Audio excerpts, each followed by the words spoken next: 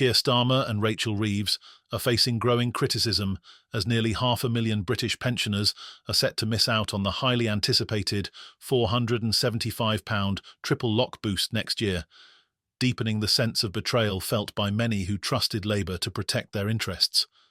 This comes amid increasing pressure on the government to address the long-standing frozen pensions policy, a controversial issue that has left British expatriates across the globe receiving pensions that are stuck at the rate when they left the UK. As Labour's autumn budget looms, these pensioners, alongside campaigners and MPs, are demanding action, painting a picture of a government on the back foot, scrambling to justify its inaction on a growing scandal. The triple lock system, which was introduced in 2010 to ensure that pensions rise annually by the highest of inflation, wage growth, or 2.5%, was seen as a way to safeguard pensioners from falling behind in the face of ever-increasing living costs. Yet, while the policy has helped millions of UK-based pensioners, those living in certain countries, such as Canada, Australia and New Zealand, are left out in the cold, with their pensions frozen indefinitely. For the 453,000 British expats affected, the upcoming £475 increase, which is based on wage growth, will remain out of reach. Their pensions will not budge, no matter how long they worked or how much they contributed to the UK's national insurance system. Before we dive into the details of this shocking pension injustice, make sure to like this video and subscribe for all the latest political developments, scandals and breaking news. The International Consortium of British Pensioners, ICBP, has been leading the charge against the frozen pensions policy, calling it not only outdated but grossly unfair. John Dugwid, chair of the End Frozen Pensions campaign, highlighted the story of Anne, a nearly 100-year-old pensioner and World War II veteran who has seen her pension frozen for decades despite her lifelong service to Britain. Anne's pension has been frozen at the rate it was when she left the UK, leaving her financially stranded as inflation continues to erode its value. Dugwid has expressed his hope that Prime Minister Keir Starmer will grant Anne's wish and finally put an end to this policy, which he described as a blight on Britain's reputation. Anne should not have to fight this battle, Dugwid said, his voice tinged with frustration. Her situation, like that of hundreds of thousands of others, is a damning indictment of a system that has long failed our most vulnerable citizens. Anne is prepared to travel halfway across the world to stand up for others in her position, but she shouldn't have to. Dugwid and campaigners argue that the government's refusal to act on frozen pensions is a failure of moral responsibility, with deep ramifications for Britain's standing on the global stage. Rachel Reeves, the Chancellor of the Exchequer, is expected to address pension issues in her much-anticipated autumn budget, but there has been no clear signal from Labour's leadership on whether frozen pensions will be a priority. The Labour government is already facing criticism over its handling of pension reforms and the overall economic landscape. The £475 pension boost for those receiving the new state pension and the £362 increase for those on the basic state pension are designed to help retirees cope with rising living costs, but the glaring exclusion of nearly 500,000 British expats has sparked outrage. The political implications are significant.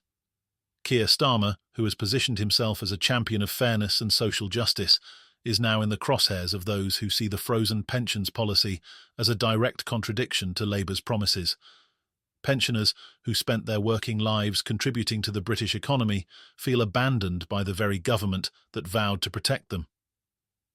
How can a party that claims to stand up for ordinary people leave us behind like this?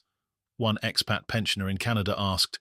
We worked, we contributed, and now we're forgotten. It's shameful.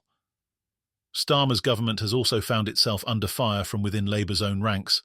Several backbench MPs have called for an end to the frozen pensions policy, arguing that it's an easy fix that would restore dignity and fairness to the system. However, the financial cost of such a change, which would likely run into the billions, may be a key reason why the government has been hesitant to act. With a £40 billion funding gap to address, Reeves is under immense pressure to balance the books, and pension reform is just one of many challenges she faces as she prepares to deliver her first budget. Labour's fiscal strategy has come under intense scrutiny, especially given the economic storm clouds gathering on the horizon.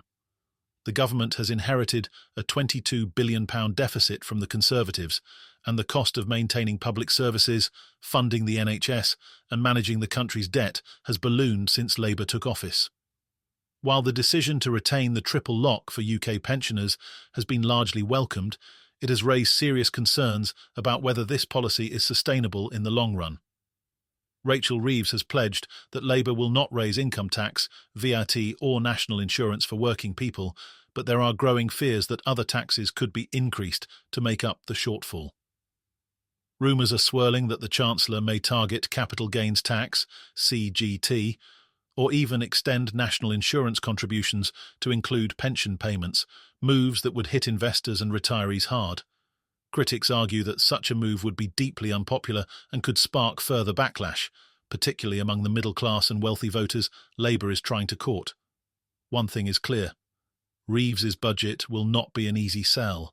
She faces the daunting task of raising enough revenue to cover the growing demands on public finances without alienating key voter groups.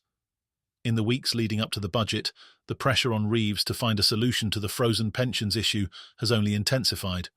The End Frozen Pensions campaign is gathering steam, and with every passing day, the Labour government looks more out of touch with the concerns of ordinary people. Adding to the tension, Labour is also contending with internal divisions. Cabinet ministers, including Deputy Prime Minister Angela Rayner and Transport Secretary Louise Hay, have reportedly written to Starmer expressing concern about the scale of the spending cuts their departments are being asked to make. In what some have described as an unprecedented move, these ministers have gone over Reeves's head to lobby the Prime Minister directly, a sign of the growing unease within Labour's own ranks about how the budget will play out. For Keir Starmer, this is a defining moment. The frozen pensions scandal, combined with the intense scrutiny on Labour's economic policies, could either cement his leadership or spell trouble for his government. Starmer has attempted to walk a fine line, balancing the need for fiscal responsibility with Labour's traditional focus on social justice.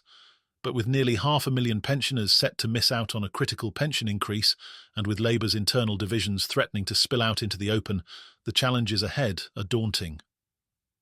The question now is whether Starmer and Reeves can steer the government through these turbulent waters without capsizing.